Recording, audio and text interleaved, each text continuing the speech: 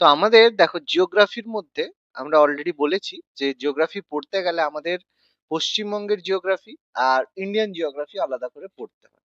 এবার সামনে যেহেতু এক্সাম আমাদের আপার প্রাইমারি রয়েছে, তার সাথে সাথে আমাদের অন্যান্য অনেক স্টেটের এক্সাম গুলো রয়েছে। তো সেখান থেকে কিন্তু পশ্চিমবঙ্গের ভূগোল থেকে কিন্তু অনেক প্রশ্ন এসে থাকে। ঠিক আছে, ওয়েস্ট বেঙ্গল জিওগ্রাফি যেটা হয় সেটা কিন্তু ভীষণ ইম্পর্টেন্ট টপিক। তো এটা সম্পর্কে আমাদের পড়তে হবে। পশ্চিমবঙ্গের আলাদা করে বিভিন্ন যে প্রকল্পগুলো এখন রয়েছে, কোনটা চালু রয়েছে, তার কি ব্যাপার স্যাপার, সেগুলো কিন্তু পড়তে হবে। ঠিক আছে, তো পশ্চিমবঙ্গের জিওগ্রাফিটা একটা ইম্পর্টেন্ট জায়গা, সেটা আমরা আগে একটু কমপ্লিট করে নেবো, তারপর আমরা ইন্ডিয়ান জিওগ্রাফিটা পড়া করবো। ঠিক আছে, এবার এটা পশ্চিমবঙ্গের ভূগোলের, এটা হচ্ছে ফার্স্ট ক্লাস প্রথম টপিক। প্রথম এখানে আলোচনা হবে যে পশ্চিমবঙ্গের ভূগোলে কোন কোন টপিক আমাদের পড়তে হবে। ঠিক আছে, তো প্রথমেই পশ্চিমবঙ্গের ভূগোলের যে অবস্থান সেটা পড়তে হবে, ভূপ্রকৃতি, নদ নদী, জলবায়ু, তার সঙ্গে মৃত্তিকা, কৃষিজ ফসল। ঠিক আছে, তারপরে আমাদের যে বিভিন্ন রোড রয়েছে সেগুলো সম্পর্কে পুরো কিন্তু পড়তে হবে। তো দেখো আমাদের পশ্চিমবঙ্গের প্রথমে দেখার আগে আমরা একটা মানচিত্র তোমাদের সঙ্গে পাশাপাশি আমরা দিয়েছি। আমরা প্রত্যেকে আমরা পশ্চিমবঙ্গে রয়েছি, পশ্চিমবঙ্গের ম্যাপ সম্পর্কে আমাদের মোটামুটি একটা আইডিয়া রয়েছে। আবার খুব একটা অনেকের আবার একটু আইডিয়া থাকলেও খুব একটা মনে নেই, বা ঠিক আছে কিছু একটা জানা নেই। তো সেই জন্য আমাদের একটু জেনে নেওয়াটা দরকার পশ্চিমবঙ্গের ম্যাপ সম্পর্কে। তো সেখানে ইনফরমেশন কোথায় কি অবস্থান, কি ব্যাপার স্যাপার রয়েছে সেগুলো। তো দেখো পশ্চিমবঙ্গের রাজ্যের উত্তরে রয়েছে হিমালয় পর্বতমালা আর দক্ষিণে রয়েছে বঙ্গোপসাগর। এটা একটা ইউনিক ফিচার্স। ইন্ডিয়ার মধ্যে আর কোনো এরকম রাজ্য নেই যে যার উত্তরে হিমালয় রয়েছে, দক্ষিণে বঙ্গোপসাগর রয়েছে, উত্তরে পাহাড়, দক্ষিণে বঙ্গোপসাগর। এটা একমাত্র পশ্চিমবঙ্গেই রয়েছে, আর কিন্তু কোনো জায়গায় নেই। উত্তরে হিমালয় থাকলে বঙ্গোপসাগর নেই। কিন্তু পশ্চিমবঙ্গবাসীর এটা একটা বিশেষ সুবিধা কি, যে পশ্চিমবঙ্গবাসী কেউ যদি চায় পাহাড়েও ঘুরতে যেতে পারে, আবার সমুদ্রের বিচেও যেতে পারে। ঠিক আছে, তো এটা আমাদের সুবিধা। কিন্তু যদি কেউ যদি উত্তরপ্রদেশে থাকে, তাকে সমুদ্র দেখতে গেলে এই পশ্চিমবঙ্গে আসতে হবে, বা উড়িষ্যা আসতে হবে, বা আমাদের অন্ধ্রপ্রদেশে যেতে হবে, বা তামিলনাড়ুতে যেতে হবে। কিন্তু পশ্চিমবঙ্গে এটা সম্ভব যে সে চাইলে পাহাড়েও যেতে পারে, দার্জিলিং ঘুরতে যেতে পারে, অথবা যদি মনে হয় তাহলে আমাদের এই যে দক্ষিণ চব্বিশ পরগনা বা পূর্ব মেদিনীপুরে দীঘা, সেই জায়গাতেও যেতে পারে পশ্চিমবঙ্গের মধ্যে। এটা একটা বিশেষ সুবিধা রয়েছে। এবার কয়েকটা ইনফরমেশন যেগুলো আমরা বিভিন্ন এক্সামে পড়ে থাকি, যেমন পশ্চিমবঙ্গের রাজ্য পশু কি। আমরা জানি যে মেছো বিড়াল, যেটাকে ফিশিং ক্যাট বা বাঘরোল বলা হয়, সেটা আমাদের রাজ্য পশু রয়েছে। রাজ্য পাখি হচ্ছে সাদা গলার মাছরাঙা, যেটাকে কিংফিশার বলা হয়, সেটা রাজ্য পাখি রয়েছে। রাজ্য বৃক্ষ রয়েছে ছাতিম গাছ, এটা আমরা জানি। রাজ্যে ফুল রয়েছে জুঁই ফুল বা শেফালি, বা যেটাকে শিউলি ফুল বলি, সেটা আমাদের রাজ্য ফুল। আর সংরক্ষণ তালিকাভুক্ত পাখি রয়েছে রাজ্যে ধনেশ পাখি। তো এগুলোকে আমাদের ইউনেস্কো ওয়ার্ল্ড হেরিটেজ সাইট থেকে, মানে এগুলোকে আমাদের সংরক্ষিত করা হয়, এন্ডেঞ্জার্ড যেগুলো হয় সেভাবে রয়েছে। তো এগুলোকে সিঙ্গেল ইনফরমেশন হিসাবে কিন্তু এই জিনিসগুলো মনে রাখতে হবে, যে কোনো এক্সামে এটা এসে থাকে। ঠিক আছে, আর ইউনেস্কোর ওয়ার্ল্ড হেরিটেজ সাইটের মধ্যে রয়েছে আমাদের সুন্দরবন জাতীয় উদ্যান, ন্যাশনাল পার্ক, যেটা আমাদের সুন্দরবন ন্যাশনাল পার্কের সাথে সাথে রামসার সাইটও রয়েছে। ঠিক আছে, জাতীয় উদ্যানও রয়েছে, তার সাথে ইউনেস্কো ওয়ার্ল্ড হেরিটেজ সাইটও রয়েছে। আর দার্জিলিং হিমালয়ান রেলওয়ে রয়েছে, যেটা তার বিখ্যাত টয় ট্রেনের জন্য বিখ্যাত। তো দার্জিলিং এ ঘুরতে গেলে টয় ট্রেন দেখেছো বা চড়েছো। তো এগুলো রয়েছে, কিন্তু প্রচন্ড বেশি ক্ষতি হয়, মানে ক্ষতি বলতে আমাদের ইকোনমিক্যালি লস হয় টয় ট্রেনের জন্য, কিন্তু তবুও এটাকে চালিয়ে রাখা হয়েছে ঐতিহ্যের জন্য। ঠিক আছে, গভর্নমেন্ট এটাকে ঐতিহ্য হিসেবে সংরক্ষণ করে রেখেছে।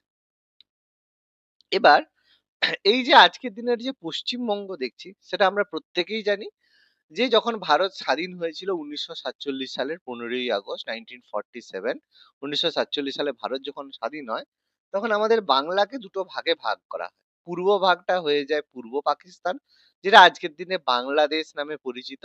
আর পশ্চিম ভাগটা হয়ে যায় পশ্চিমবঙ্গ। তো বাংলাদেশ স্বাধীন হয়েছিল 1947 সালেই, মানে বাংলা থেকে, ভারত থেকে ভাগ হয়। কিন্তু পূর্ব বাংলাদেশ ছিল, মানে পূর্ব পাকিস্তান ছিল। বাংলাদেশ হয়েছে 1971 সালে ইন্দিরা গান্ধীর সহায়তায় বাংলাদেশ স্বাধীনতা পেয়েছিল। তো আজকের দিনে ইন্দিরা গান্ধী মানে বাংলাদেশের জন্য এত কিছু করলো, তবু আজকের দিনে ইন্ডিয়া আউট, কত কিছু ব্যাপার চলছে। তাদের দেশের ফাদার অফ মানে বাংলাদেশ, তার মুজিবুর রহমান, তাকেও যথেষ্ট সম্ভব অপমান করা হচ্ছে। তো যাই হোক, বাংলাদেশের সম্পর্কে আর কিছু বলার নেই। ভালো খবর। এবার ভারতের ক্ষেত্রে ভারতের যে পশ্চিমবঙ্গ অক্ষাংশ দ্রাঘিমাংশ অবস্থান রয়েছে। অক্ষাংশ মানে যেখান থেকে শুরু, আমরা অক্ষাংশ দ্রাঘিমাংশ সম্পর্কে জানি যে আমাদের যে পৃথিবী রয়েছে পৃথিবীর মাঝখান দিয়ে গিয়েছে নিরক্ষরেখা। এখান থেকে আমরা যত উত্তর এর প্যারালাল যেগুলো হয় সেগুলোকে আমরা অক্ষরেখা বলি, মানে নিরক্ষরেখার প্যারালাল যেগুলো হয় সেগুলোকে আমরা অক্ষরেখা বলি। আর উত্তর দক্ষিণে রয়েছে মূল মধ্যরেখা, তার প্যারালাল যেগুলো হয় সেগুলোকে আমরা দ্রাঘিমা রেখা বলে থাকি। ঠিক আছে, তাহলে যে কোনো জায়গা তার একটা অক্ষাংশ আর দ্রাঘিমাংশ অবস্থান রয়েছে, এরকম পশ্চিমবঙ্গের অক্ষাংশগত অবস্থান 21°38' উত্তর থেকে 27°10' উত্তরের মধ্যে বিস্তৃত। মানে অবশ্যই আমরা বুঝতে পারলাম যে পশ্চিমবঙ্গ যেটা রয়েছে সেটা আমাদের উত্তর গোলার্ধে রয়েছে, তাহলে উত্তর দেওয়া রয়েছে মানে পুরোটাই আমাদের উত্তর গোলার্ধে। পৃথিবীর উপরটার উত্তর গোলার্ধ আর নিচেরটা দক্ষিণ গোলার্ধ রয়েছে। তো এখানে পুরো আমাদের পশ্চিমবঙ্গটা পুরোটাই উত্তর গোলার্ধে অবস্থিত। ঠিক আছে, ওই জন্য আমাদের উত্তর গোলার্ধে হওয়ার জন্য উত্তর গোলার্ধের যেসব বৈশিষ্ট্য রয়েছে, যেই সময় গরম পড়ে যেই সময় ঠান্ডা পড়ে সব আমরা দেখতে পাই। তাহলে অক্ষাংশগত অবস্থান আমরা পেলাম। দ্রাঘিমাংশগত অবস্থান 85°50' পূর্ব থেকে 89°50' পূর্ব। মানে আমাদের যে মানে দ্রাঘিমা রেখা পৃথিবীকে যে পূর্ব পশ্চিমে ভাগ করেছে, আমরা তার পূর্ব ভাগের মধ্যে পড়ি। তাহলে এটা আমরা বুঝলাম। এবার এর মধ্যে সবচেয়ে ইম্পর্টেন্ট জায়গা আমাদের ক্যাপিটাল কলকাতা, যার অক্ষাংশ হচ্ছে 22°34' আর দ্রাঘিমাংশ হচ্ছে 88°30'। তাহলে কলকাতার উপর দিয়ে 22°34' অক্ষরেখা গিয়েছে আর দ্রাঘিমা রেখা 88°30' গিয়েছে, কারণ কলকাতা ক্যাপিটাল। এবার উত্তর থেকে দক্ষিণে বিস্তার কতটা, একদম আমাদের দক্ষিণ অংশ থেকে উত্তর পর্যন্ত এর বিস্তার 623 কিলোমিটার। আর পূর্ব থেকে পশ্চিমে ভারতের বিস্তার মানে পশ্চিমবঙ্গের বিস্তার 320 কিলোমিটার। আয়তনের দিক থেকে যদি দেখি তাহলে 88,752 বর্গ কিলোমিটার আর অথবা 34,267 বর্গমিটার। যদি আয়তনের দিক থেকে আমরা দেখি, পশ্চিমবঙ্গ ভারতের আয়তনের দিক থেকে 13তম স্থান অধিকার করে। আয়তনের দিক থেকে বৃহত্তম কোন রাজ্য রয়েছে? রাজস্থান। রাজস্থান। রাজস্থান বৃহত্তম এরিয়ার দিক থেকে, আর জনসংখ্যার দিক থেকে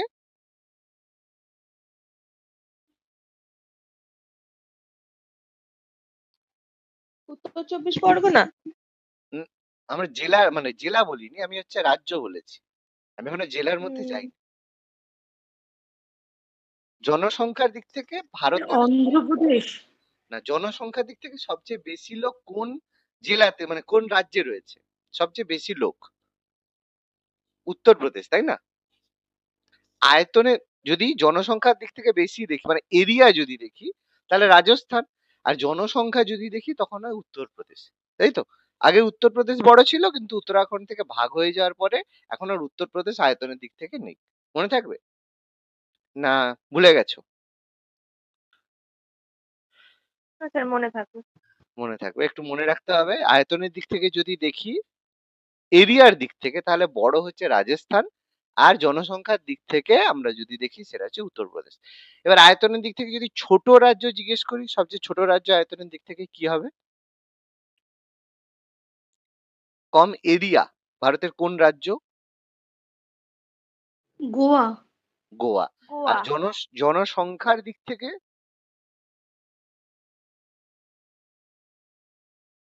সবচেয়ে কম লোক কোন রাজ্যে বসবাস করে? সেটা হবে কি সিকিম, তাই তো? সিকিমের মিজোরাম। সিকিম।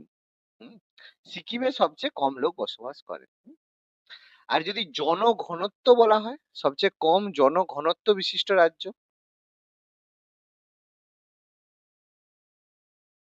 সবচেয়ে বেশি যদি বলা হয় তাহলে কি হবে? সবচেয়ে বেশি জনঘনত্বপূর্ণ রাজ্য কোনটা?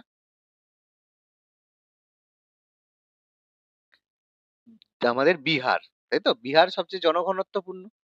আর সবচেয়ে কম জনঘনত্বপূর্ণ সেটা হচ্ছে মিজোরাম। ঠিক আছে, তো এগুলো আমাদের পড়তে হবে, আমি পড়াবো ইন্ডিয়ান জিওগ্রাফির মধ্যে, আমি এটাকে পড়াবো, এগুলো মনে রাখতে হবে, এগুলো একটু মুখস্থ করতে হবে, এক্সামের জন্য গুরুত্বপূর্ণ। পশ্চিমবঙ্গের জনসংখ্যা 9,12,76,115। 2011 সেন্সাস অনুযায়ী এখন প্রচুর বেড়ে গেছে। তো যাই হোক দেখা যাক। আর জনসংখ্যার বিচারে পশ্চিমবঙ্গ চতুর্থ স্থান অধিকার করছে। ঠিক আছে, সব চতুর্থ স্থানে রয়েছে। এখন হয়তো প্রথমের দিকে চলে গেছে আমাদের ম্যাডামের জন্য, কোনো অসুবিধা নেই।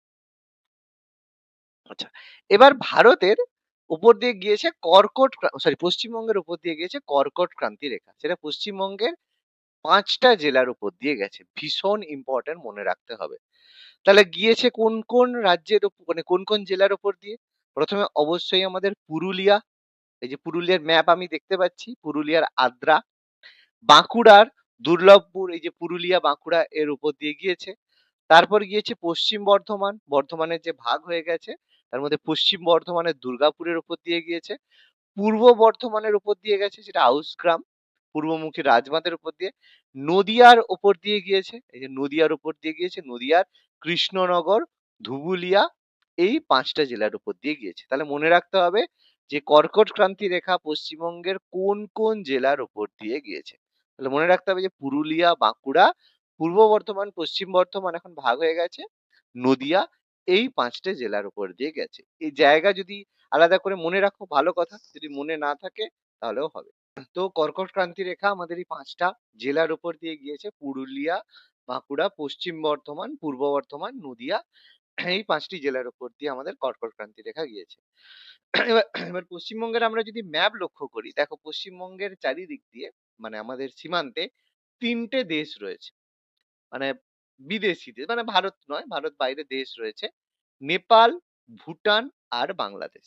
দেখো ম্যাপে আমরা দেখতে পাচ্ছি একদম উপরের দিকে দেখো দার্জিলিং এর সঙ্গে বর্ডার শেয়ার করছে নেপাল, জলপাইগুড়ি আলিপুরদুয়ারের সাথে বর্ডার শেয়ার করছে ভুটান, আর বাংলাদেশ যেটা আমাদের অনেকগুলো জেলার সাথে বর্ডার শেয়ার করছে। তাহলে আমাদের এটা জানতে হবে যে কোন কোন জেলা, কোন কোন জেলার সাথে কোন কোন রাজ্য মানে বর্ডার শেয়ার করছে, সেগুলো আমাদের জানতে হবে। 3টে দেশ আমাদের সাথে, পশ্চিমবঙ্গের সাথে বর্ডার শেয়ার করছে। দেখলাম ভুটান, নেপাল, ভুটান আর বাংলাদেশ। আর 6টা ভারতীয় রাজ্য পশ্চিমবঙ্গের সাথে বর্ডার শেয়ার করছে। কে কে? সিকিম, বিহার, ঝাড়খণ্ড, উড়িষ্যা, অসম আর ত্রিপুরা। দেখো দেখতে পাচ্ছি আমরা বর্ডার শেয়ার করছে কি, একদম যদি পশ্চিম থেকে লক্ষ্য করি তাহলে আমাদের একদম পশ্চিমে দেখো রয়েছে উড়িষ্যা। তারপরে দেখো উপরে রয়েছে আমাদের এই যে ঝাড়খণ্ড, তাহলে এখান থেকে আমরা দেখো উড়িষ্যা পেলাম, ঝাড়খণ্ড পেলাম। তারপরে ঝাড়খণ্ডের উপরেই দেখো রয়েছে বিহার, এখানে আমরা বিহার পেলাম।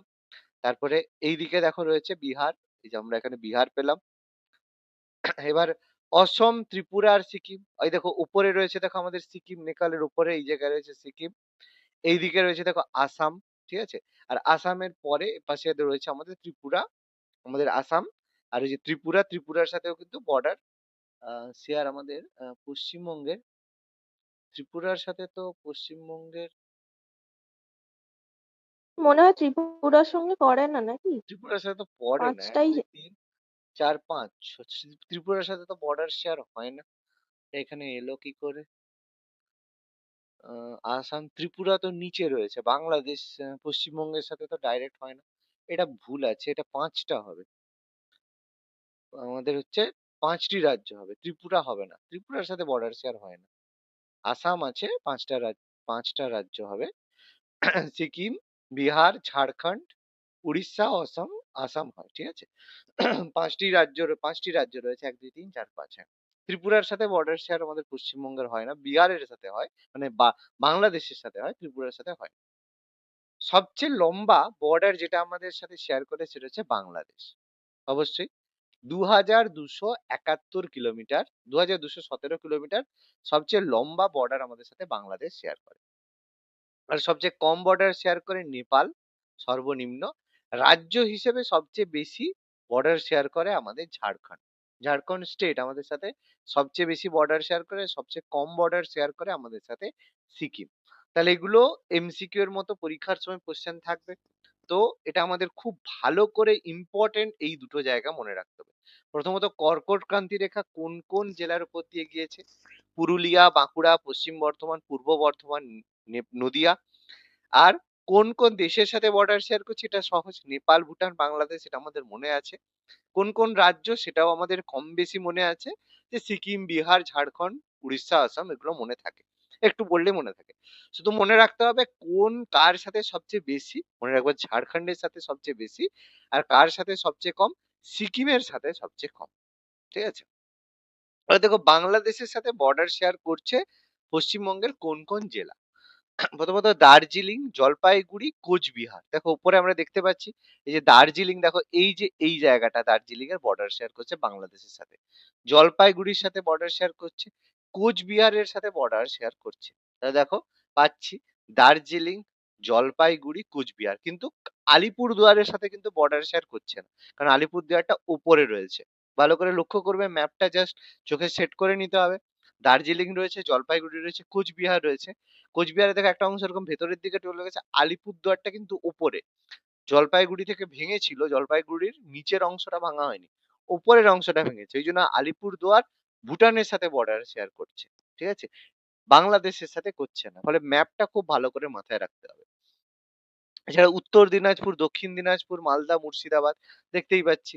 তাহলে উত্তর দিনাজপুর এখানে, তারপরে নিচে আমাদের এই যে দক্ষিণ দিনাজপুর এখানে রয়েছে, তারপরে এখানে মালদা রয়েছে, মুর্শিদাবাদ রয়েছে, নদিয়া, নদিয়া বর্ডার শেয়ার করবে, তারপরে হুগলি, ঠিক আছে, নদিয়া, এই যে মালদা, উত্তর উত্তর দিনাজপুর, দক্ষিণ দিনাজপুর, মুর্শিদাবাদ, ঠিক আছে, নদিয়া, তারপর উত্তর চব্বিশ পরগনা, দক্ষিণ চব্বিশ পরগনা। হুগলি দেখো ভেতরে ঢুকে গেছে, নদিয়াটাই যে এতটা বর্ডার শেয়ার করছে। এই যে বারাসাতের এই জায়গাটা উত্তর চব্বিশ পরগনা, এটা বর্ডার শেয়ার করছে। আর দক্ষিণ চব্বিশ পরগনার সাথে নিচে সুন্দরবন এলাকা, এটা আমাদের বর্ডার শেয়ার করছে। তাহলে কতগুলো জেলা আমাদের সাথে বর্ডার শেয়ার করছে? 1 2 3 4 5 6 7 8 9 10। তাহলে বাংলাদেশের সাথে কতগুলো জেলা বর্ডার শেয়ার করছে? 10টি জেলা বর্ডার শেয়ার করছে। ঠিক আছে, মনে রাখতে হবে ম্যাপটা খুব গুরুত্বপূর্ণ, এক্সামের জন্য ম্যাপ কিন্তু খুব গুরুত্বপূর্ণ, যেখান থেকে কিন্তু এক্সাম আছে। আর দেখো ভুটানের সাথে বর্ডার শেয়ার করছে কে? দার্জিলিং এর এই যে এখন দার্জিলিংটা ভেঙে এই জায়গাটা কালিম্পং হয়ে গেছে, কারণ কালিম্পং, জলপাইগুড়ি আর আলিপুরদুয়ার। দার্জিলিং কিন্তু করছে না, কালিম্পং করছে। ঠিক আছে, কালিম্পং, জলপাইগুড়ি, আলিপুরদুয়ার, এই যে ভেঙে যাওয়ার পরে ম্যাপ, এটা আমি নিচে এখানে একটু পরে কোথায় গেল, হ্যাঁ এইখানে ম্যাপটা দেখো দেওয়া রয়েছে। এই যে দার্জিলিংকে ভেঙে এই জায়গাটা কালিম্পং হয়েছে। ঠিক আছে, কালিম্পং হয়েছে, জলপাইগুড়ি থেকে ভেঙে আলিপুরদুয়ার হয়েছে, এই ম্যাপটাতে রয়েছে। কিন্তু ওই ম্যাপটা ওখানে দিইনি কেন? কারণ ওই ম্যাপে পাশের জায়গাগুলোর নাম মেনশন করা আছে, রাজ্য পাশে কে রয়েছে, এখানে দেখো ওইটা লেখা নেই, ওটা মেনশন করা নেই। ফলে এটা আরো ভালো সুবিধেভাবে বোঝা যাবে যখন রাজ্যগুলো জেলাগুলো ভাগ হয়েছে, সেই জন্য এই ম্যাপটাকে আমি নিচে দিয়েছি, এটা সুবিধা হবে এখান থেকে। ঠিক আছে, তার মানে কালিম্পংটা বর্ডার শেয়ার করছে, আর নেপালের সাথে বর্ডার শেয়ার করছে আমাদের দার্জিলিং। তাহলে দার্জিলিং দেখতেই পাচ্ছি, দেখো নেপালের সাথে, এই যে নেপালের সাথে দার্জিলিং শুধু বর্ডার শেয়ার করছে, এখানে মিলে যাচ্ছে দার্জিলিং। তারপরে আমাদের এখান থেকে আমাদের নিচের এটা উত্তর দিনাজপুর এখানটা পড়েছে। চিকেন স্নেক গলাটা আমরা জানি, সুন্দর কথা, কোনো অসুবিধা নেই। তাহলে এই হচ্ছে আমাদের জেলা, এই কোন কোন রাজ্যের সাথে বর্ডার কতটা শেয়ার করছে, কোন কোন জেলার সাথে বর্ডার শেয়ার করছে, পুরোটা ক্লিয়ার হলো অবস্থান আমাদের।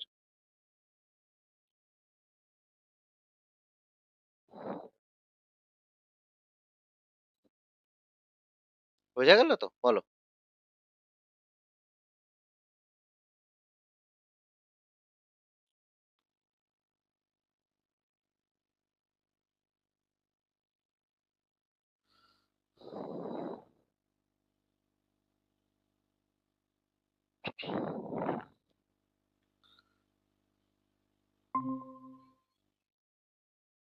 কেউ আছো না, ঘুমিয়ে গেছো গো?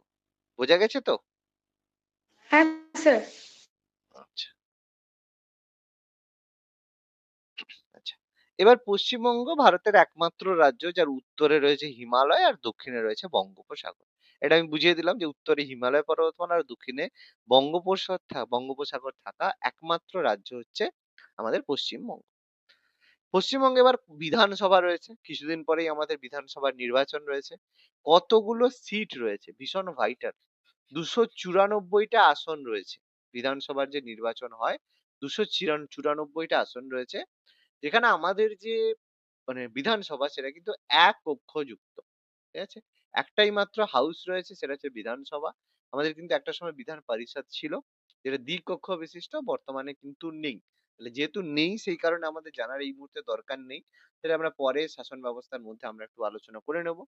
বর্তমানে ভারতে 294টা আসন যুক্ত একক কক্ষ বিশিষ্ট বিধানসভা রয়েছে, যেখানে বিধানসভা কি হয়, আমাদের আইন তৈরি করে, ল মেকিং, যেমন আমাদের লোকসভা রয়েছে, কেন্দ্র সরকারের জন্য লোকসভা রয়েছে, রাজ্যের জন্য আইন তৈরির কক্ষ রয়েছে, বিধানসভা রয়েছে।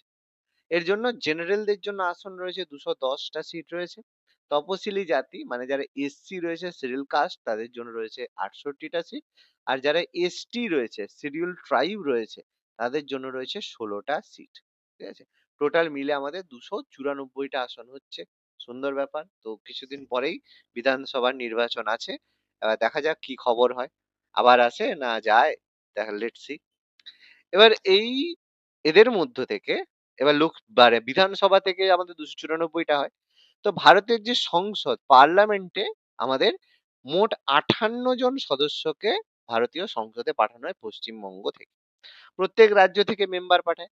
তো আমরা ওয়েস্ট বেঙ্গল থেকে 58 জন মেম্বারকে কিন্তু সংসদ বা পার্লামেন্টে পাঠাই, যার মধ্যে 16 জন সদস্য রাজ্যসভায় যায় আর 42 জন সদস্য লোকসভায় যায়। এবার বলো তো, 16 জন রাজ্যসভার সদস্যদের মধ্যে একজনের নাম বলো, আর 42 জন লোকসভার সদস্যদের মধ্যে থেকে একজনের নাম বলো। একটা একটা করে বললেই হবে, খুব সহজ। পারবে? Sir Sukanta Majumdar sir. হ্যাঁ।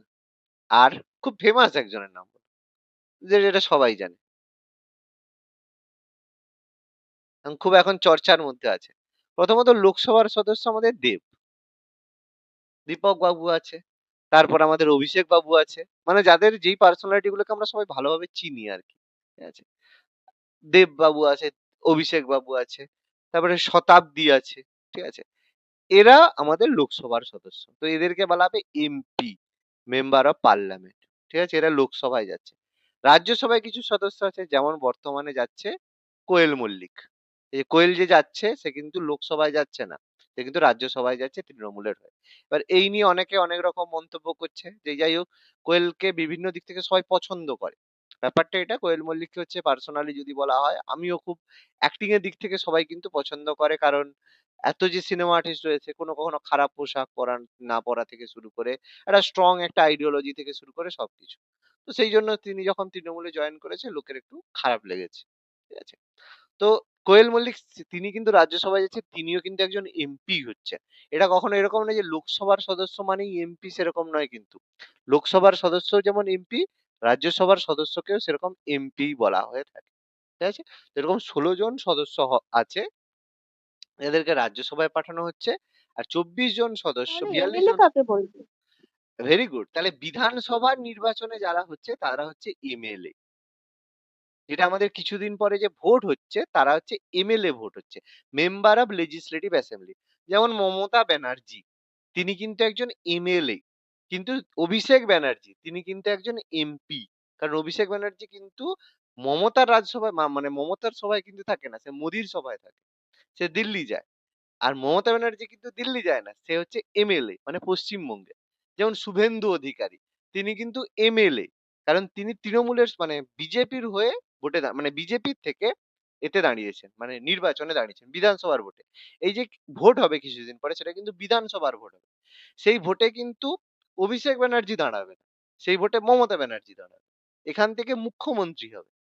আর এই যে এমএলএ দের বুঝে ভোট হচ্ছে, অভিষেক বন্দ্যোপাধ্যায়, দেব, শতাব্দী, এরা কিন্তু প্রধানমন্ত্রীর সমকক্ষ, মানে প্রধানমন্ত্রীর মতো এমপি।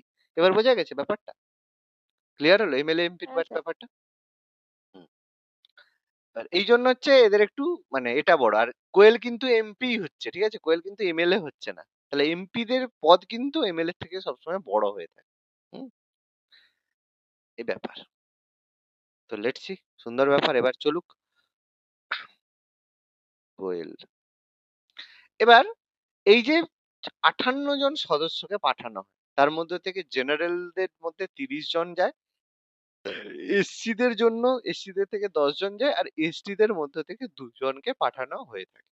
ঠিক আছে, টোটাল 42 জন যে সদস্য, 42 জন যে লোকসভায় যায়, তার মধ্যে 30, 10 আর 2 রাজ্যসভার সদস্যদেরকে ওইভাবে ব্যাপারটা হয় না। ঠিক আছে, তো 42 জন যে লোকসভার সদস্য যায়, তার মধ্যে 30 জন জেনারেল থেকে যায়, 10 জন এসসি, আর 2 জন এসটি কমিউনিটি থেকে যায়। তাহলে আমাদের কিছুদিন পরে ভোট আছে, তো দেখা যাক কি হয়। তো এতদিন তো শুধু মহিলাদের ভোটটা পেতো, যে লক্ষ্মীর ভান্ডারের জন্য এখন আবার যুব সাথীর জন্য মোটামুটি সবার ভোটটাই পেয়ে যাবে। ঠিক আছে? একে বলে মাস্টার স্ট্রোক খেলা। ঠিক আছে? তো যে লোক দেখো যতই চিৎকার করুক সেই কিন্তু ভোটটা কিন্তু ওখানেই দিয়ে আসছে। তো সেই জন্য আর কি বলবে বলো? পরিবর্তন হবে না। আর ব্যাপারটা লঙ্কায় যে যাবে সেই হবে রাবণ। ব্যাপারটা হচ্ছে সেরকম। ঠিক আছে? এরপরে যে আসবে সেও গল্প একই করবে। কারণ পশ্চিমবঙ্গের মানুষ কি বলবো আন্দোলন করতে ভুলে গেছে আরকি। আচ্ছা যাই হোক বর্তমানে পশ্চিমবঙ্গে ৫ টা প্রশাসনিক বিভাগ রয়েছে। পুরো পশ্চিমবঙ্গে শাসন করার জন্য মানে রুল করার জন্য এরকম ৫ টা ভাগে ভাগ করে দিয়েছে। ঠিক আছে? বর্ধমান বিভাগ, মালদা বিভাগ, জলপাইগুড়ি বিভাগ, প্রেসিডেন্সি বিভাগ এবং মেদিনীপুর বিভাগ। সেখানে দেখো কোন বিভাগে কোনটা কোন কোন জেলা রয়েছে তার ম্যাপ সহ দেখো দেখতে পাচ্ছ। সুন্দর কালার করে আমি দিয়ে দিয়েছি। তাহলে খুব সুন্দরভাবে আমরা বুঝে যাচ্ছি। প্রথমও দেখো রয়েছে একদম উপরে রয়েছে কে জলপাইগুড়ি বিভাগ। তাহলে জলপাইগুড়ি বিভাগের মধ্যে উপরের অংশ রয়েছে। তার মধ্যে কে কে রয়েছে?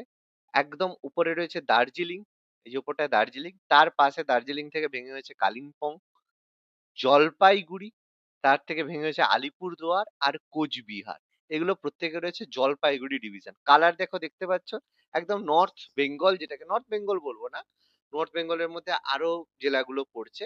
একদম একদম টপ, একদম একদম নর্থ ইস্ট বেঙ্গল যদি বলতে পারো। ঠিক আছে? একদম সবচেয়ে উপরে যে অংশটা রয়েছে এটা হচ্ছে জলপাইগুড়ি বিভাগ। তাহলে সেই প্রেসিডেন্সির মতো ভাগ করা রয়েছে। তার নিচে দেখো রয়েছে বর্ধমান বিভাগ। এবার কেন জলপাইগুড়ি বিভাগ বর্ধমান বিভাগ? তার কারণ জলপাইগুড়ি বিভাগ মানে জলপাইগুড়িতে এই প্রশাসনিক পুরো বিভাগের হেড অফিস, মানে ওটা প্রধান কেন্দ্র। সেই জন্য সেটার নাম জলপাইগুড়ি বিভাগ হয়ে গেছে। ঠিক আছে? মালদা বিভাগ, এর মধ্যে মালদাটা সেটা হেড, সেই জন্য। হুম। তাহলে এরপরে দেখো রয়েছে আমাদেরকে মালদা বিভাগ। উপর থেকে যদি নেমে আসি এরপরে রয়েছে আমাদের মালদা বিভাগ রয়েছে। তাহলে মালদা বিভাগের মধ্যে মালদাতে হেড অফিস রয়েছে। তাহলে মালদা বিভাগের মধ্যে কোন কোন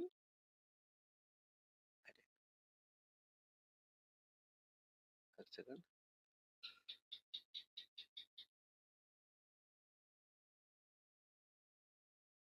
তো মালদা বিভাগের মধ্যে কোন কোন মানে আমাদের জেলাগুলো রয়েছে দেখতেই পাচ্ছি। একদম এখানে রয়েছে উত্তর চব্বিশ পরগনা, সরি উত্তর দিনাজপুর, এই দেখো উত্তর দিনাজপুর।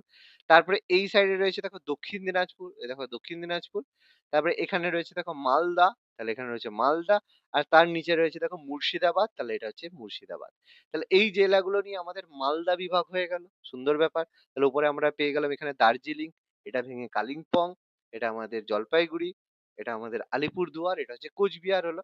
আর নিচে আমরা পেলাম মালদা বিভাগ পেয়ে গেলাম। তাহলে দুটো বিভাগ আমরা পেলাম। এরপরে ৩ নম্বর বিভাগ আমাদের আসছে কে? ৩ নম্বর আছে আমাদের বর্ধমান বিভাগ। দেখতে পাচ্ছি। তাহলে এই বর্ধমান বিভাগের মধ্যে কে কে আসছে?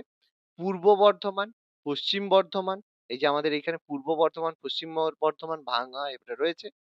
তারপরে হচ্ছে বীরভূম আর হুগলি। মনে রাখবে বীরভূম আর হুগলি। এই দেখো এই উপরে এই জায়গাটা রয়েছে বীরভূম আর নিচে এই জায়গাটা রয়েছে হুগলি। ম্যাপটা আমরা একটু আগে আলোচনা করলাম। আরো আমাদের ভাগ রয়েছে, করব। তাহলে পূর্ব বর্ধমান, পশ্চিম বর্ধমান মাঝখানে ভাগ হয়েছে। তাহলে দুটো এই জায়গাটা আমাদের এইভাবে রয়েছে, ভাগ রয়েছে। তাহলে আমরা এখান থেকে বর্ধমান বিভাগ পেয়ে গেলাম। এরপরে রয়েছে আমাদের মেদিনীপুর বিভাগ। পশ্চিম দিকটা মেদিনীপুর আর পূর্ব দিকটা আমাদের হচ্ছে প্রেসিডেন্সি বিভাগের মধ্যে পড়ে। তাহলে মেদিনীপুর বিভাগের মধ্যে রয়েছে দেখো পুরুলিয়া, বাঁকুড়া, পূর্ব মেদিনীপুর, পশ্চিম মেদিনীপুর আর ঝাড়গ্রাম। তাহলে এটা আমাদের মেদিনীপুর বিভাগে রয়েছে। তাহলে এখানে দেখো আমাদের রয়েছে পূর্ব মেদিনীপুর, পশ্চিম মেদিনীপুর। আমরা যদি ভাঙি এই দিকটা প্রথমে এই জায়গাটা রয়েছে আমাদের পুরুলিয়া। এটা আমাদের রয়েছে পুরুলিয়া। তার পাশে রয়েছে দেখো বাঁকুড়া। তাহলে এই জায়গায় রয়েছে পশ্চিম মেদিনীপুর। তার এই সাইডটা ভেঙে মানে আমাদের ঝাড়খণ্ড হয়ে ঝাড়গ্রাম হয়েছে। আর এই জায়গাটা রয়েছে পশ্চিম মানে পশ্চিম মেদিনীপুর, এই জায়গাটা হচ্ছে পূর্ব মেদিনীপুর। তাহলে এই জায়গাটাকে নিয়ে আমাদের মেদিনীপুর বিভাগ হয়েছে। আর প্রেসিডেন্সি বিভাগের মধ্যে কে কে রয়েছে? প্রেসিডেন্সি বিভাগের মধ্যে দেখো উত্তর চব্বিশ পরগনা, দক্ষিণ চব্বিশ পরগনা, নদিয়া, কলকাতা আর হাওড়া। ঠিক আছে? তো এটা আমাদের প্রেসিডেন্সি বিভাগ রয়েছে। একদম এইদিকে রয়েছে দেখো নদিয়া, এইদিকে রয়েছে দেখো উত্তর চব্বিশ পরগনা, তার হচ্ছে নিচটা ভেঙে দক্ষিণ চব্বিশ পরগনা আমাদের বাংলাদেশের সাথে বর্ডার শেয়ার করছে। তারপরে দক্ষিণ চব্বিশ পরগনা এই জায়গাটা, তারপরে আমাদের কলকাতা, হাওড়া, এভাবে ভাগ রয়েছে। তাহলে এই ভাগে আমাদের চারটে কিন্তু এই যে ৫টা প্রেসিডেন্সি ম্যাপ ওয়াইজ আমি দিয়েছি, তাহলে বোঝা যাবে যে কোনটা রয়েছে। বর্তমানে পশ্চিমবঙ্গে এরকম ২৩টা জেলা রয়েছে। আরো কতগুলো ভাঙবে ম্যাডাম আমাদের কোনো অসুবিধা নেই, ভেঙে যাবে শুধু প্রশাসনিক সুবিধার জন্য। আর যত ভাঙবে একদিক থেকে ভালো, যত বেশি ভাঙবে তত কিন্তু বেশি জব ভ্যাকেন্সি হবে, ঠিক আছে? এটা ভাঙা কিন্তু কখনো খারাপ ব্যাপার না। অনেকে ভাবে যে ভেঙে দিল। ভাঙলে সুবিধা, প্রশাসনিক সুবিধে হয় এবং তার সাথে সাথে যে সরকারি যে সুবিধে, সরকারি যে বিভিন্ন সুবিধা, সেগুলো কিন্তু রাজ্য বা জেলা যদি ভেঙে দেওয়া হয় তাহলে কিন্তু, কারণ যত জেলায় ভাঙবে তত বেশি ডিএম তৈরি হবে, ডিস্ট্রিক্ট ম্যাজিস্ট্রেট তৈরি হবে। আর যত বেশি ডিএম হবে তার জুরিসডিকশন তত কম হলে, যত কম হবে সে তত বেশি নজর রাখতে পারবে, ঠিক আছে? তো এই জন্য প্রশাসনিক সুবিধার জন্য ভাঙাটা কিন্তু খারাপ নয়, ভাঙাটা ভালো। ভাঙাটা কোনো নেগেটিভ ব্যাপার না। যত বড় এরিয়া হবে, কারণ একজন এম ডিএম যদি হয় সে অত বড় জায়গা কি করে কভার করবে? একটা জায়গায় গন্ডগোল হলে সে পুরো জায়গাটা সে কভার কি করে করবে? আর যখনই নতুন কোনো জায়গা এরকম তৈরি হবে, সেই অন্যান্য যেই নতুন যে জায়গাটা হলো সেটা আরো ডেভেলপড হওয়া শুরু করে। যেমন ঝাড়গ্রাম, সবসময় পশ্চিম মেদিনীপুরের পাশে ঝাড়গ্রাম সবসময় উপেক্ষিত হয়ে থাকছে। কিন্তু তারপরে যখনই ঝাড়গ্রামকে আলাদা জেলা করে দিয়েছে, ঝাড়গ্রাম বর্তমানে দেখো ডেভেলপ হতে শুরু করেছে। ঠিক আছে? এই যে 23 টা জেলা রয়েছে তার মধ্যে কোন কোন রয়েছে, একদম উপরে রয়েছে দার্জিলিং, দার্জিলিং ভেঙে কালিম্পং, জলপাইগুড়ি, আলিপুরদুয়ার, জলপাইগুড়ি ভেঙে আলিপুরদুয়ার, কুচবিহার, উত্তর দিনাজপুর আর দক্ষিণ দিনাজপুর, মালদা, এইগুলোকে নিয়ে আমাদের উত্তরবঙ্গ। এই জন্য নর্থ বেঙ্গল যদি কেউ বলে যে কোথায় যাচ্ছিস, না নর্থ বেঙ্গল, তাহলে সে যদি মালদাও ঘুরতে যায় তাহলে কিন্তু সেটা নর্থ বেঙ্গলের মধ্যে পড়ছে। মানে বলতে পারো এই যে একটা দাগের মতো, এই দাগের উপরটা হচ্ছে নর্থ বেঙ্গল, আর যে নিচটা যদি বলি তাহলে নিচটা হয়ে যাবে আমাদের সাউথ বেঙ্গল। তাহলে এই দাগটা আমরা ম্যাপ অনুযায়ী করে নিতে পারি, ভেবে নিতে পারি এই দাগের উপরে রয়েছে নর্থ বেঙ্গল, নিচে রয়েছে দক্ষিণবঙ্গ। তাহলে দক্ষিণবঙ্গের মধ্যে বাকি বাঁকুড়া, পূর্ব বর্ধমান, পশ্চিম বর্ধমান, বীরভূম, পুরুলিয়া, মুর্শিদাবাদ, নদিয়া, আমাদের পশ্চিম মেদিনীপুর, ঝাড়গ্রাম, হাওড়া, হুগলি, কলকাতা, দক্ষিণ চব্বিশ পরগনা, উত্তর চব্বিশ পরগনা, 15টা নিয়ে আমাদের দক্ষিণবঙ্গ তৈরি। তার মধ্যে পূর্ববঙ্গে রয়েছে 8টা জেলা, পশ্চিমবঙ্গে রয়েছে 15টা জেলা, যোগ করলে হয় 23টা জেলা। সেটা আমাদের রয়েছে। সিম্পল ব্যাপার, কোনো অসুবিধা নেই। এবার যখন ভারত স্বাধীন হয়েছিল বা 1947 সালে যখন পশ্চিমবঙ্গ তৈরি হয়েছিল, তখন কিন্তু সেখানে 23টা জেলা ছিল না, তখন জেলা ছিল মাত্র 14টা। কোন কোন জেলা ছিল? কলকাতা ছিল, হাওড়া ছিল, হুগলি ছিল, বাঁকুড়া ছিল, বর্ধমান ছিল, বীরভূম ছিল, মুর্শিদাবাদ ছিল, নদিয়া ছিল, মেদিনীপুর ছিল, 24 পরগনা ছিল, পশ্চিম দিনাজপুর ছিল। তখন কিন্তু উত্তর দক্ষিণ দিনাজপুর ছিল না, তখন পশ্চিম দিনাজপুর ছিল। কেন? কারণ দিনাজপুর জেলাকে ভেঙে পশ্চিম দিনাজপুর পশ্চিমবঙ্গে আসে, আর পূর্ব দিনাজপুর জেলা এটা কিন্তু বাংলাদেশে চলে যায়। এই জন্য তখন নাম ছিল পশ্চিম দিনাজপুর। তখন কিন্তু দিনাজপুর জেলা ছিল না, পশ্চিম দিনাজপুর ছিল। কারণ পূর্ব দিনাজপুর বাংলাদেশে, পশ্চিম দিনাজপুর পশ্চিমবঙ্গে। আর দার্জিলিং, জলপাইগুড়ি, মালদহ। তাহলে এই 14টা জেলা কিন্তু তখন 1947 সালে পশ্চিমবঙ্গ জেলা তৈরি হয়েছিল, তখন কিন্তু তৈরি হয়েছিল আমাদের 14টা জেলা। আর কোচবিহার কিন্তু তখন ছিল না, দেখতেই পাচ্ছ এর মধ্যে কোচবিহার লিস্টের মধ্যে নেই। কোচবিহার জেলা আগে কিন্তু কোচবিহার নামে একটা দেশীয় রাজ্য ছিল, ঠিক আছে? যেটা 1949 সালে যখন 20 আগস্ট হয়, তখন এই রাজ্য সরকারিভাবে ভারতে যোগদান করে। কোচবিহারের ইতিহাস আবার অনেক রকম আছে, মুঘল হিস্ট্রির সাথে কোচবিহার যুক্ত রয়েছে, বাফার স্টেট হিসেবে রয়েছে, অনেক কোচবিহারের ইতিহাস রয়েছে, ঠিক আছে? সেগুলো আমি এই মুহূর্তে আলোচনা করব না, কারণ এগুলো আমরা আলোচনা করতে গেলে অনেক কিছু সময় লাগবে। তো কোচবিহার আগে একটা দেশীয় রাজ্য ছিল, প্রিন্সলি স্টেট ছিল, যেমন আমাদের অন্যান্য যে প্রিন্সলি স্টেট ছিল, যেমন হায়দ্রাবাদ, জুনাগড়, ঠিক আছে, কাশ্মীর, যোধপুর, বিকানির, ত্রিবাঙ্কুর, এরকম অনেক দেশীয় রাজ্য ছিল, সেরকম কোচবিহার একটা দেশীয় রাজ্য ছিল। তো 1949 সালে যখন এই স্টেট রিঅর্গানাইজেশন হয়, তার আগেই বল্লভভাই প্যাটেল এর মাধ্যমে এইসব রাজ্যগুলো ভারতের সাথে যুক্ত হয় ধীরে ধীরে। তো 1949 সালে যখন ভারতে যোগদান করে, তখন তো সেটা যোগদান হয় এবং 1950 সালে যখন সংবিধান কার্যকরী করা হয় তার জাস্ট কিছুদিন আগে, আর 1950 সালের 26শে জানুয়ারি সংবিধান কার্যকরী করা হয়। তো সেখানে লিস্ট হিসাবে দিতে হবে তো যে কোন অঞ্চলটা কোন রাজ্যের মধ্যে পড়ছে, কারণ দেশীয় রাজ্য তো অনেক ছিল, যতগুলো দেশীয় রাজ্য ছিল ততগুলো তো রাজ্য হয়নি। তার মানে অনেকগুলো দেশীয় রাজ্যকে একসাথে করে একটা রাজ্য তৈরি করা হয়েছে। সেরকম কোচবিহার যখন ভারতের সাথে যুক্ত হয়, তাকে তো কোনো না কোনো রাজ্যের মধ্যে দিতে হবে। তখন কোচবিহারকে 1950 সালের 19শে জানুয়ারি পশ্চিমবঙ্গের সাথে তাকে যুক্ত করে দেওয়া হয়। আর 1950 সালে যখন সংবিধান প্রকাশিত হয়, সেই লিস্টের মধ্যে বলা হয়েছে যে পশ্চিমবঙ্গের একটা জেলা হিসেবে কোচবিহার থাকবে। যেরকম ভাবে যোধপুর, সেটা একটা প্রিন্সলি স্টেট ছিল, সেটাকে রাজস্থান রাজ্যের একটা অংশ হিসেবে ডিক্লেয়ার করে দেওয়া হয়। ঠিক আছে? যেমন আমাদের বিলাসপুর, বিলাসপুর অনেকদিন আলাদা ছিল, পরে সেটা মধ্যপ্রদেশের সাথে যুক্ত করে দেওয়া হয়। তো এইরকম অনেক আলাদা কিন্তু করা হয়েছিল। তাহলে কোচবিহার এইভাবে ঢুকলো, ঢুকে আমাদের ১৫তম রাজ্য জেলা হয়ে গেল কোচবিহার। এরপর চন্দননগর। এবার দেখো, আমরা আমাদের যদি কেউ জিজ্ঞেস করে ভারত কবে স্বাধীন হয়েছিল? আমরা বলবো, স্যার আমরা তো পড়েছি ১৯৪৭ সালের ১৫ই আগস্ট ভারত স্বাধীন হয়েছিল। তো এই কথাটা ভুল কথা যে ১৯৪৭ সালের ১৫ই আগস্ট ভারত স্বাধীন হয়েছিল। বলবে, স্যার কেন? কারণ আজকের দিনে যদি বলি গোয়া, তাহলে গোয়া কি ভারতের অংশ নয়? বললো, হ্যাঁ স্যার গোয়া তো ভারতের অংশ। তো গোয়া কি ১৯৪৭ সালে স্বাধীন হয়েছিল? হয়নি। তাহলে তুমি কি করে বলতে পারো যে ভারত ১৯৪৭ সালে স্বাধীন হয়েছিল? তাহলে ১৯৪৭ সালে ভারতের যে অংশ যেগুলো ব্রিটিশ শাসিত অংশ ছিল, মানে যেই জায়গাগুলো ব্রিটিশরা দখল করেছিল সেই জায়গাগুলো আমরা স্বাধীনতা পেয়েছি। কিন্তু বাকি জায়গাগুলো, বাকিরাও তো আমাদের এখানে ছিল। ফ্রেঞ্চ ছিল, ফরাসিরা ছিল, পর্তুগিজ ছিল, ঠিক আছে? পর্তুগিজ যারা ছিল তারা এখানে ছিল। তো তারা তো তাদের কলোনি যেগুলো রয়েছে সেগুলো কিন্তু ছাড়েনি। তারা ঠিক এখানে ছিল। ফলে তারা তো স্বাধীনতা দেয়নি। ফলে ১৯৪৭ সালে ভারত স্বাধীন হয়েছে এই ইনফরমেশনটা আমাদের বাচ্চাদের পড়ানোটাই ভুল। তো এইজন্য উচিত বই আমাদের কারেকশন করা। ঠিক আছে? কারণ না হলে বাচ্চাদের কি মনে হবে, ও ওই গোয়াকে এখনো আমরা না মানে সেভাবে ভারতের অংশ বলি, কিন্তু সেভাবে কিন্তু মন থেকে আমরা এখনো গোয়াকে না সেভাবে মানতে পারি না। ও তো সব ফরেনাররা ওখানে থাকে। আর মানে একটা অন্যরকম ফিল আমাদের হয়। ওইজন্য গোয়াতে কেউ যদি এখনো যায় মনে হবে যেন বিদেশে চলে এসেছে। কারণ অন্যরকম ভাইবস ওই জায়গার মধ্যে রয়েছে। তো যাই হোক, তো যখন ব্রিটিশরা যায় ফ্রেঞ্চরা যেতে চায়নি, সেই জন্য ১৯৪৯ সালে ভারত কি করেছে, ফরাসির সাথে বলছে যে ব্রিটিশরা গিয়েছে তোমরাও এবার একটু একটু সাইড সাইড হও। তারা এবার যেতে চায়নি, শেষ পর্যন্ত 1949 এ ফরাসিদের উপনিবেশ ছিল যে চন্দননগর। আজকের দিনে চন্দননগরের খুব লাইটিং থেকে শুরু করে পুজো খুব ফেমাস। তো চন্দননগরের গণভোট হয়, যেরকম আমরা রেফারেন্ডাম বলেছিলাম, যেরকম গণভোট হয়েছিল। কোন দেশীয় রাজ্যকে যুক্ত করার সময় গণভোট হয়েছিল মনে আছে? রেফারেন্ডাম বা গণভোট হয়েছিল, মানে জনগণের ভোট, মনে আছে? দেখি, অপশন দিচ্ছি, তিনটের মধ্যে বলবে। জম্মু কাশ্মীর, জুনাগড় না হায়দ্রাবাদ, কোন জায়গায় গণভোট হয়েছিল?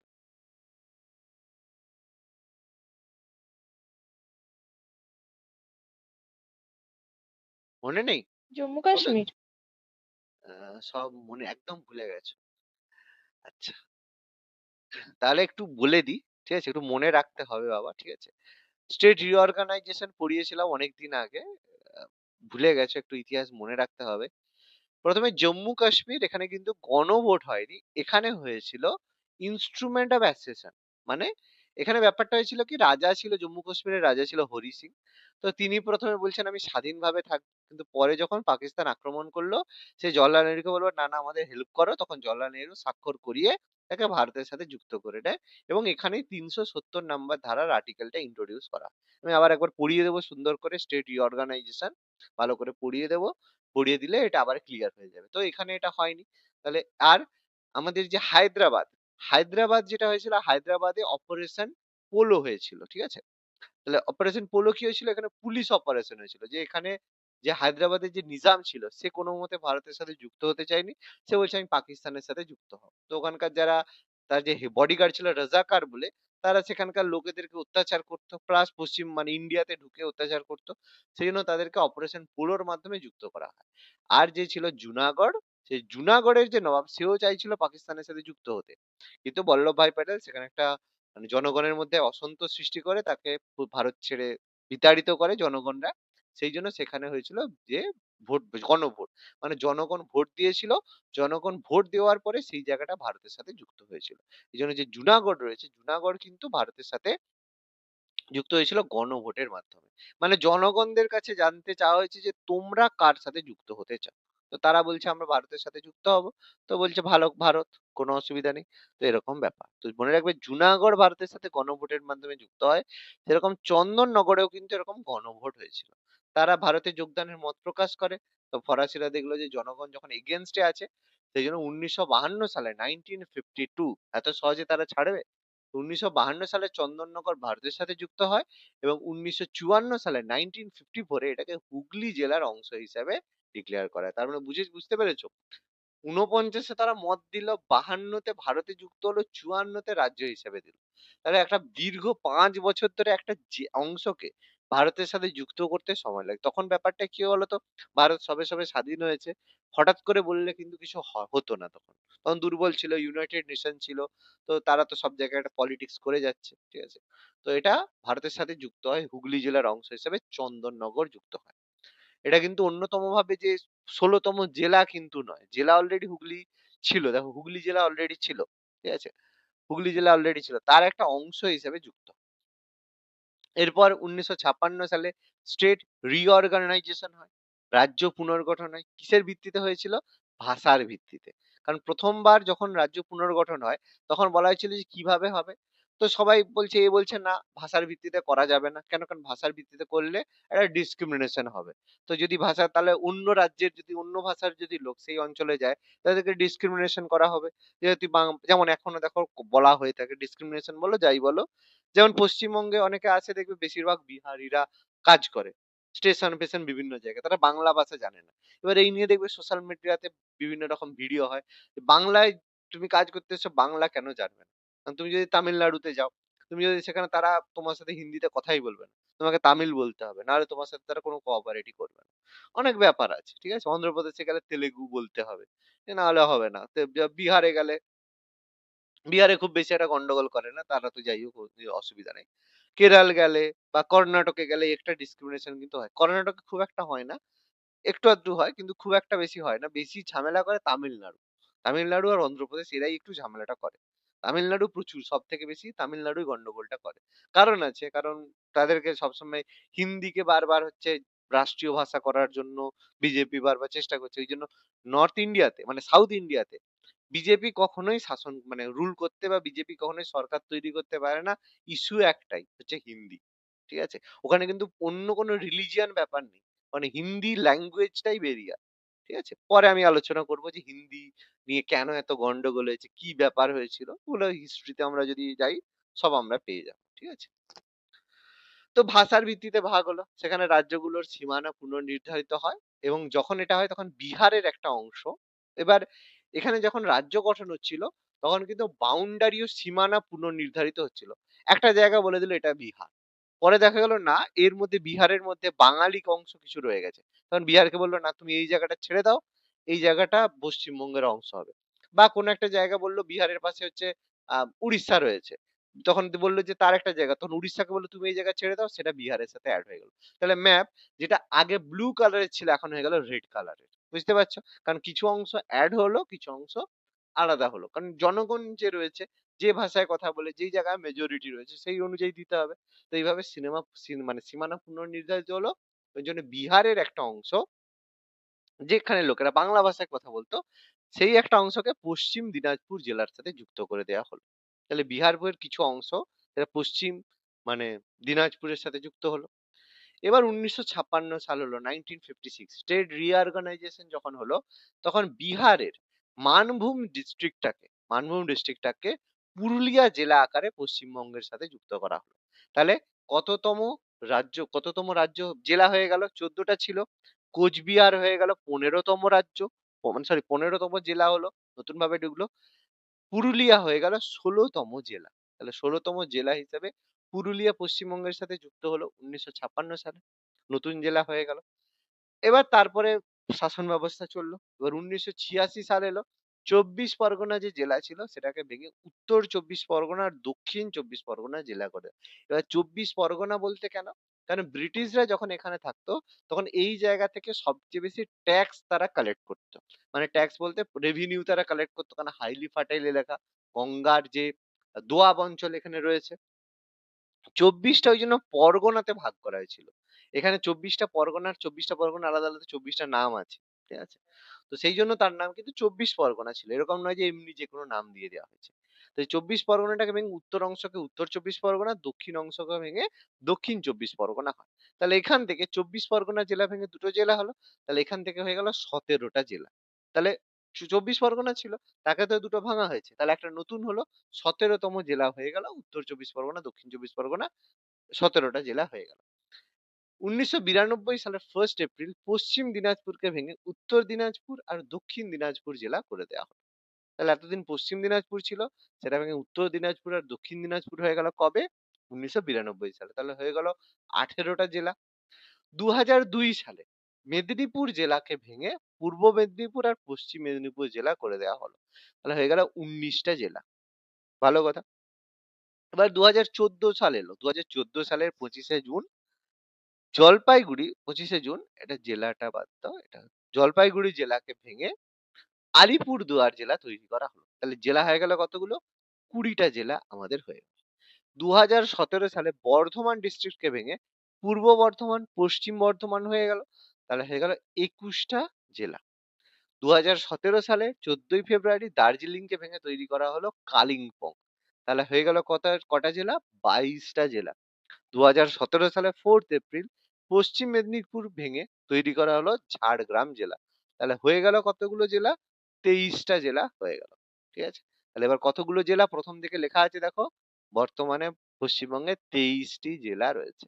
তাহলে কোন জেলা কোথায় ছিল, কত ভাবে তৈরি হলো রয়েছে দেখতে পাচ্ছ। তাহলে প্রেজেন্টলি এখন পশ্চিমবঙ্গের যে ম্যাপ দেখতে পাচ্ছ সুন্দরভাবে পাশে, এটা দার্জিলিং, কালিম্পং, জলপাইগুড়ি, আলিপুরদুয়ার, কুচবিহার, উত্তর দিনাজপুর, দক্ষিণ দিনাজপুর, মালদা, মুর্শিদাবাদ, বীরভূম, পশ্চিম বর্ধমান, পূর্ব বর্ধমান, নদিয়া, পুরুলিয়া, বাঁকুড়া, হুগলি, উত্তর চব্বিশ পরগনা, হাওড়া, ঝাড়গ্রাম, পশ্চিম মেদিনীপুর, পূর্ব মেদিনীপুর, দক্ষিণ চব্বিশ পরগনা, ছোট্ট করে এখানে রয়েছে কলকাতা। তাহলে এটা হচ্ছে আজকের দিনের প্রেজেন্ট পশ্চিমবঙ্গের ম্যাপ। ওকে, বলো এতটা ক্লিয়ার হলো কিনা বলো। কোনো প্রশ্ন থাকলে বলো। এত সুন্দরভাবে আমি বানিয়ে দিয়েছি, একবার শুধু যদি মন দিয়ে একবার পড়ে নাও, পড়ে নিলেই দেখবে পুরো জিনিসটা ক্লিয়ার হয়ে যাবে। ঠিক আছে, বলো ক্লিয়ার বোঝা গেছে? হ্যাঁ স্যার। এবার এখানে কিছু জিকের মতো প্রশ্ন আসবে, যেগুলো আমাদের একদম ডাইরেক্ট মনে রাখতে হবে। যেমন জনসংখ্যার জনঘনত্বের দিক থেকে সবচেয়ে জনসংখ্যা বিশিষ্ট কোন জেলায় সবচেয়ে বেশি লোক বসবাস করে, বা কোন জায়গায় জনঘনত্ব সবচেয়ে বেশি? আমাদের উত্তর চব্বিশ পরগনা। এবার জনঘনত্ব বেশি হওয়ার বড় কারণ কি? উত্তর চব্বিশ পরগনা দেখো স্ট্রংলি প্রচুর বর্ডার শেয়ার করছে বাংলাদেশের সাথে। ঠিক আছে, বাংলাদেশের সাথে বর্ডার শেয়ার করছে, দেখো নদিয়াও করছে, মুর্শিদাবাদও করছে। তো মুর্শিদাবাদেও প্রচুর লোক ঢুকছে, কিন্তু উত্তর চব্বিশ পরগনায় বেশি ঢুকছে। তার কারণ কি? কারণ এটা কলকাতার কাছাকাছি অংশ। ঠিক আছে, কলকাতার কাছে রয়েছে, খুব সহজে এখানে কলকাতায় আসা যায়, এবং কলকাতা থেকে সারা ভারতে যে কোনো জায়গায় যাওয়া যায়। ট্রেন ধরলো, এখান থেকে চলে গেল উত্তরাখণ্ড, বিহার, ঝাড়খণ্ড চলে গেল, পশ্চিমবঙ্গে কিছু থাকলো। এই জন্য এখানকে উত্তর চব্বিশ পরগনার যে লোক জনসংখ্যা সবচেয়ে বেশি।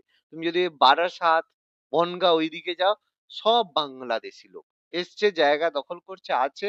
এবার সেই জায়গায় মানে এ তৈরি করছে, তোমার কি বলে মানে তোমার হচ্ছে কি বলে ফ্ল্যাট তৈরি করছে, দিয়ে সেই জায়গা তার হয়ে যাচ্ছে। ঠিক আছে, মারাত্মক গন্ডগোল ওখানে চলে। কারো বাড়ি আছে নাকি বারাসাত ওইদিকে, বনগাঁর ওইদিকে? কারো বাড়ি আছে বারাসাত, বনগাঁ ওইদিকে? যদি হয় তাহলে জিনিসটা সমস্যাটা দেখতে পারবে, বুঝতে পারবে। তাহলে সবচেয়ে জনঘনত্বপূর্ণ হচ্ছে আমাদের উত্তর চব্বিশ পরগনা। সবচেয়ে বেশি সাক্ষরতা, পুরুষ সাক্ষরতা সবচেয়ে বেশি। সবচেয়ে বেশি সাক্ষরতার হার, বা যদি পুরুষের হার বলি, সেটা হচ্ছে পূর্ব মেদিনীপুর জেলা। পূর্ব মেদিনীপুরকে সবসময় সাক্ষর স্টেট বলা হয়। কেউ যদি বলা হয় তার বাড়ি কোথায়, মেদিনীপুর, তখন ও মেদিনীপুর জেলা, আচ্ছা আচ্ছা, তার মানে তো শিক্ষিত হবে। এটা আমাদের একটা থট আছে। তো সেই থেকে কলকাতা হচ্ছে দ্বিতীয় জেলা। আর সবচেয়ে বেশি মহিলার দিক থেকে শিক্ষিত জেলা হচ্ছে কলকাতা। সবচেয়ে বেশি মহিলা, এটা হচ্ছে কলকাতা। কলকাতার মেয়েরা বেশি শিক্ষিত। যাই হোক, একটু বেশি শিক্ষিত, অসুবিধা নেই। সবচেয়ে কম স্বাক্ষর উত্তর দিনাজপুরের কেউ যদি হয়, সে হচ্ছে কম স্বাক্ষর সেই রাজ্য। আর সে হচ্ছে মহিলা কম স্বাক্ষর, সেটা হচ্ছে পুরুলিয়া জেলায় সবচেয়ে কম মহিলা স্বাক্ষর। পশ্চিমবঙ্গের সাক্ষরতা হার 2011 সালের ডেটা অনুযায়ী 76.26%। আর সেক্স রেশিও প্রত্যেক 1000 জন পিছু 50 জন মহিলা রয়েছে। তাহলে এটা আমাদের সেক্স রেশিওর ব্যাপার। তাহলে এখানে জিকে এর মতো জিনিসগুলো আমাদের কিন্তু মুখস্থ করে রাখতে হবে। ওকে, আচ্ছা। এবার আমাদের একদম খুব হেভি জিকে, মানে যেগুলো মুখস্থ করার বাইরে আর কোনো কাজ নেই। পশ্চিমবঙ্গের কিছু উচ্চতম, দীর্ঘতম, প্রাচীনতম, ব্যস্ততম বিভিন্ন জায়গায় প্রথম, বা বিভিন্ন প্রথম, কোন জায়গায় কে প্রথম হয়েছিল, কোন জায়গায় প্রথম কি তৈরি হয়েছিল, এইরকম একদম সিম্পলি জিকে, পশ্চিমবঙ্গের একদম জেনারেল নলেজ, সেগুলো আমাদের করতে হবে। ঠিক আছে? তো একদম পরপর চলছে, এগুলোর বোঝার ব্যাপার কিছু নয়। এতক্ষণ একটু আধটু তবু বোঝা ছিল, এবার শুধু মনে রাখতে হবে। আয়তনের দিক থেকে বৃহত্তম জেলা দক্ষিণ চব্বিশ পরগনা, সবচেয়ে বড় দক্ষিণ চব্বিশ পরগনা জেলা বড়। ক্ষুদ্রতম জেলা হচ্ছে কলকাতা, মাত্র 187.33 বর্গ কিলোমিটার। সবচেয়ে জনঘনত্ব বিশিষ্ট জেলা এক্ষুনি বললাম উত্তর চব্বিশ পরগনা। সবচেয়ে জনবহুল জেলা, ঠিক আছে, জনসংখ্যা বিশিষ্ট হলো এটা। আর সর্বনিম্ন জনবহুল জেলা দক্ষিণ দিনাজপুর, সবচেয়ে কম লোক দক্ষিণ দিনাজপুরে থাকে। উচ্চতম পর্বত শৃঙ্গ হচ্ছে সান্দাকফু, 3,636 মিটার। আমি এরপরে ভূপ্রকৃতি পড়াবো পশ্চিমবঙ্গে, সেখানে উচ্চতম পর্বত শৃঙ্গ ম্যাপ অনুযায়ী আমি দেখিয়ে দেবো সান্দাকফু কোথায় রয়েছে, কি ব্যাপার, হ্যান ত্যান কেন গঠিত হয়েছে, আর কোথায় কি রয়েছে, মামা ভাগ্নে পাহাড় কি, হ্যানা ত্যানা সবকিছু, মালভূমি অঞ্চল কি, টেম্পারেচার কেমন হয়, কি ব্যাপার, ভূপ্রকৃতিটা আমরা বিস্তারিত আলোচনা করবো পরের ক্লাসে। আর উচ্চতম পর্বত শৃঙ্গ সান্দাকফু রয়েছে 3,636 মিটার। সবচেয়ে শুষ্কতম স্থান কোন জায়গায় সবচেয়ে কম বৃষ্টিপাত হয়? বীরভূম জেলার ময়ূরেশ্বরে, মাত্র 95 সেন্টিমিটার। এটাও ভূপ্রকৃতিতে আমি একবার দেখিয়ে দেবো, বুঝিয়ে দেবো কোন ব্যাপারটা, বাট ইনফরমেশন এরকম মনে রাখতে হবে। সবচেয়ে উষ্ণতম স্থান আসানসোল। আসানসোলের গরম কেউ যদি ফিল করো বুঝতে পারবে, মানে ঠান্ডাও সেরকম পড়ে। ঠিক আছে, দুটোই একদম মারাত্মক লেভেলের পড়ে। তো যে মানে থেকেছো আসানসোলে, সে প্রবলেমটা জানো। আচ্ছা, শীতলতম স্থান, সবচেয়ে ঠান্ডা স্থান আমাদের দার্জিলিং। সবচেয়ে বেশি বৃষ্টিপাত যুক্ত অঞ্চল হচ্ছে জলপাইগুড়ি, আলিপুরদুয়ারের বক্সাদুয়ার। আগে জলপাইগুড়ি ছিল, এখন আলিপুরদুয়ার, বক্সাদুয়ার, এখানে সবচেয়ে বেশি বৃষ্টিপাত হয়। প্রথম ট্রেন চলেছিল হাওড়া এবং হুগলির মাধ্যমে পশ্চিমবঙ্গে 1854 সালের 15ই আগস্ট ফার্স্ট ট্রেন পশ্চিমবঙ্গে চলে হাওড়া টু হুগলি। বৃহত্তম রেল স্টেশন হাওড়া, যেখানে 23টা প্ল্যাটফর্ম রয়েছে। হাওড়া স্টেশন সবাই হয়তো গিয়েছো। ব্যস্ততম স্টেশন হচ্ছে শিয়ালদা, যেটা পৃথিবীর মধ্যেও ব্যস্ততম। ঠিক আছে, ভাবতে পারো, পৃথিবীর মধ্যেও ব্যস্ততম হচ্ছে আমাদের শিয়ালদা। বৃহত্তম রাজপ্রাসাদ হাজারদুয়ারি, মুর্শিদাবাদে রয়েছে, ঘুরতে হয়তো গিয়েছো। এটা নবাব নাজিম হুমায়ুন যা এটা তৈরি করেছিল। স্থপতি ছিল কর্নেল ডানকান ম্যাকওয়েল। 1837 সালে তৈরি হয়েছিল বৃহত্তম রাজপ্রাসাদ হাজারদুয়ারি। যারা ঘুরতে গিয়েছো মুর্শিদাবাদ, তারা দেখেছো। উচ্চতম স্তম্ভ শহীদ মিনার, যেটা আমাদের 157 ফুট লম্বা বা 48 মিটার উঁচু রয়েছে। 157 ফুট উঁচু বা 48 মিটার উঁচু রয়েছে। সবচেয়ে প্রাচীনতম জলবিদ্যুৎ কেন্দ্র রয়েছে সিদ্রাপং, দার্জিলিং এ, 1897 সালে গঠিত। বৃহত্তম বদ্বীপ সুন্দরবনের বদ্বীপ অঞ্চল, প্রায় 75,000 বর্গ কিলোমিটার, যার অনেক বেশিরভাগ অংশটাই কিন্তু বাংলাদেশে রয়েছে। এবার সুন্দরবন এলাকা সম্পর্কে হয়তো একটু ছোট মনে হতে পারে, যে হ্যাঁ সুন্দরবন মানে ওই যেখানে বন আছে, সুন্দরবনের বন, কিন্তু সেটা না। সুন্দরবন কিন্তু হিউজ একটা জেলা, হিউজ একটা অঞ্চল। ঠিক আছে, যেখানে ক্যানিং, যারা দেখো ক্যানিং, ক্যানিং কিন্তু সুন্দরবনের প্রবেশদ্বার। ক্যানিং থেকে শুরু করে বাকি পুরো অংশটাই কিন্তু সুন্দরবনের মধ্যে পড়ে। তো যাই হোক, এটা হয়তো আইডিয়া নেই, তো এরিয়াটা অনেক বড়ই। দীর্ঘতম নদী ভাগীরথী হুগলি নদী, গঙ্গা থেকে তৈরি হয়েছে ভাগীরথী হুগলি নদী, 530 কিলোমিটার। দীর্ঘতম সেতু রূপনারায়ণ নদীর উপরে, রূপনারায়ণ সেতু বলা হয় রূপনারায়ণ নদীর উপরে, কোলাঘাটে রয়েছে, 3,300 ফুট, কোলাঘাটে বিশাল লম্বা। যারা গিয়েছো, মানে হাওড়া থেকে মেদিনীপুর গিয়েছো, খড়গপুর গিয়েছো, বা নর্থ ইস্টে বা যে কোনো জায়গায় গিয়েছো ট্রেনে, হাওড়া স্টেশন থেকে যদি বেরিয়ে সাউথ ইস্টার্নে যাও, তাহলে রূপনারায়ণ সেতু পেরিয়েছো। ঠিক আছে, বিশাল বড় সেতু। উচ্চতম গিরিপথ জেলেপলা, 13,999 ফুট উচ্চতায় রয়েছে। উচ্চতম ভবন হচ্ছে চ্যাটার্জি ইন্টারন্যাশনাল সেন্টার, কলকাতায় রয়েছে। ভারতে তথা পশ্চিমবঙ্গে প্রথম পাতাল রেল চালু হয়েছিল 1984 সালে 24শে অক্টোবর। এটা ইন্দিরা গান্ধীর সময় তৈরি হয়েছিল, ইন্দিরা গান্ধীর এটা লাস্ট প্রজেক্ট ছিল। তারপরই তাকে মেরে দেওয়া হয়েছিল, অ্যাসাসিনেটেড করা হয়েছিল। প্রথম টেলিগ্রাফ লাইন পশ্চিমবঙ্গ প্রথমবার কলকাতা থেকে ডায়মন্ড হারবার 1849-এ চালু করা হয়েছিল, যদিও কিছুদিন পরে বন্ধ হয়। কিন্তু প্রথম টেলিগ্রাফ লাইন পশ্চিমবঙ্গে, এটা কিন্তু কলকাতা থেকে ডায়মন্ড হারবার হয়েছে। বৃহত্তম উদ্ভিদ উদ্যান বোটানিক্যাল গার্ডেন, যেটা শিবপুরে রয়েছে, 1786 সালে তৈরি করা হয়। বৃহত্তম চিড়িয়াখানা জুওলজিক্যাল গার্ডেন্স আলিপুরের যে চিড়িয়াখানা রয়েছে, 1876 সালে তৈরি করা হয়, গুরুত্বপূর্ণ। পশ্চিমবঙ্গ, পশ্চিম বাংলা তথা ভারতের প্রথম বালিকা বিদ্যালয় ব্যাপটিস্ট মিশনারি স্কুল, ইন্টালি, কলকাতায় অবস্থিত। হয়তো দেখেছো, কারা গিয়েছো দেখেছো হয়তো। বৃহত্তম প্ল্যাটফর্ম পশ্চিমবঙ্গের মধ্যে খড়গপুর পশ্চিম মেদিনীপুরে রয়েছে, 1072 মিটার, 3519 বৃহত্তম। এটা এটা হচ্ছে অ্যাকচুয়ালি, বৃহত্তম না এটা ভুল আছে, দীর্ঘতম? এটা ভুল আছে, এটা দীর্ঘতম হবে, এটা দীর্ঘতম, এটা ভুল আছে, বৃহত্তম নয় দীর্ঘতম। খড়গপুর আছে। এবার দীর্ঘতম হওয়ার কারণ কি, একটা প্ল্যাটফর্মের সামনে একটা এ, পেছনে একটা লাইন আছে, ঠিক আছে? এক, সামনে এখানে এক, এখানে দুই, আবার এখানে তিন, এখানে চার, এরকম করে আছে বলে এটা লম্বা লাগে আর কি, ঠিক আছে? সর্বোচ্চ স্থানে রয়েছে রেলওয়ে প্ল্যাটফর্ম আছে ঘুম। ঘুম হচ্ছে সর্বোচ্চ প্ল্যাটফর্ম, দার্জিলিং এ অবস্থিত। পশ্চিমবঙ্গ তথা ভারতের বৃহত্তম তারামণ্ডল হচ্ছে বিড়লা প্ল্যানেটোরিয়াম, কলকাতাতে অবস্থিত। বৃহত্তম মেলা হচ্ছে গঙ্গাসাগর মেলা, যখন মকর সংক্রান্তির সময় হয় দক্ষিণ চব্বিশ পরগনা সাগর দ্বীপে। যারা গিয়েছো তারা জানো যে এই সময় প্রচুর পুণ্যার্থী গিয়ে থাকে, ঠিক আছে, সাগর দ্বীপে। প্রথম সংবাদপত্র ভারতেরও প্রথম, এটা বেঙ্গল গেজেট, হিকির বেঙ্গল গেজেট 1780 সালে। প্রথম বাংলা সংবাদপত্র সমাচার প্রথম সংবাদপত্র বলে হিকির বেঙ্গল গেজেট, আর প্রথম বাংলা সমাচারপত্র সমাচার দর্পণ 1818 শ্রীরামপুর। সবচেয়ে প্রাচীন গ্রন্থাগার উইলিয়াম কেরি লাইব্রেরি 1800 খ্রিস্টাব্দে শ্রীরামপুরে। বৃহত্তম ফুল বাজার মল্লিকহাট কলকাতায় রয়েছে। প্রথম কলেজ যদি বলা হয়, ফোর্ট উইলিয়াম কলেজ 1800 খ্রিস্টাব্দে লর্ড ওয়েলেসলি বানিয়েছিল।